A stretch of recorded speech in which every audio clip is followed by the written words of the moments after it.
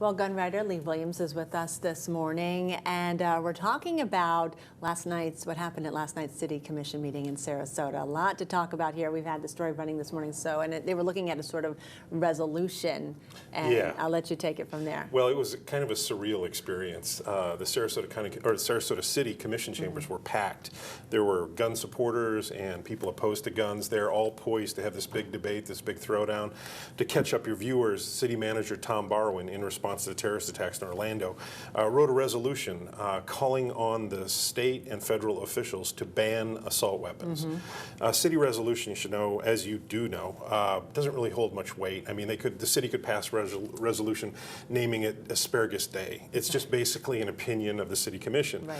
But before the hearing began, City Attorney Bob Fournier warned all the commissioners, saying, hey, if you vote for this, it could violate the state's preemption statute, which states that only the state legislature can regulate guns. Right. And he also told the commissioners that if they vote for this, and they do violate preemption, they get sued, they could be fined, sued, removed from office, and forced to pay for all their legal fees by themselves. Wow. So that kind of set the tone.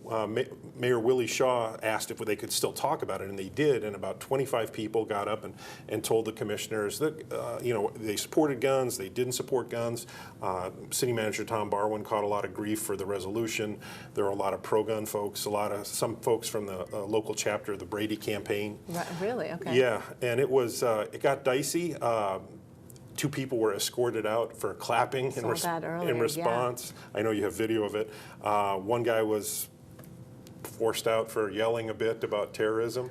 It was surreal. Well, it's so, it's such an issue in the farm. Yeah, emotional issue. Especially this just happened. It's in the wake of the Orlando tragedy. Right. But it's so raw for everyone still. It's still raw. One young man, he's an artist in Sarasota, brought up the fact that there was an armed home invasion in Sarasota several years ago, and 3 people broke into a home and tied up the victims. Exactly. And some guy in the back room who had an AK-47 civilian model, which would be one of the guns that Barwin hoped to ban, brought it out and stopped a woman from being raped with the rifle, because the bad guys only had handguns. Wow.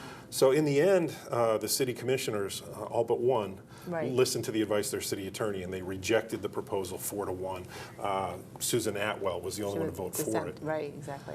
But I think more is coming. I know that the city commissioners have asked the city attorney to get an AG's opinion from Attorney General Pam Bondi. I don't see that going anywhere but sort of along these lines of you can't do much. Exactly. The Attorney General is going to say, hey, we have the preemption statute for a reason, and it's exactly to stop local governments from enacting their own laws. I think that's where everything is going to focus now, that statute, and sort of examining it and what we can do with it, and broader terms of it. And and you said everyone's sort of watching what Sarasota's doing right now by just even attempting to do this. I'm getting emails and messages from all over the country on it. The whole country seems to be watching Sarasota. All right. Well, we will continue to watch as well, and watch you and see you dissect this, because you're the expert here. It's not over yet. No, not at all. All right, thanks, Lee. Thank you. All right, we'll be right back.